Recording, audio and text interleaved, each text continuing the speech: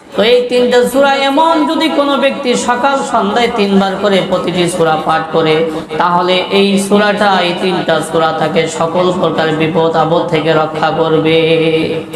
মানুষের ওয়াসওয়াসা, শয়তানের ওয়াসওয়াসা, জিন ভূতের আসর, মানুষের অনিষ্টতা, মানুষের জাদু টোনা, যত প্রকার সমস্যা আছে, হ্যাঁ, এই তিনটি সূরা এমন, যেই তিনটি সূরা যদি সকাল সন্ধ্যায় পাঠ করতে পারি, সকল বিপদ আপদ থেকে আল্লাহ পাক আমাকে এই আমলের বদৌলতে রক্ষা করবেন।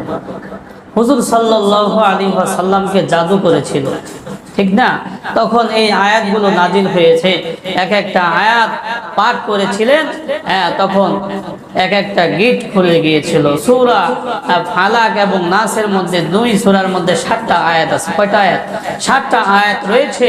হুজুর সাল্লাল্লাহু আলাইহি ওয়াসাল্লামকে জাদু করেছিল 7টা গিট দিয়ে।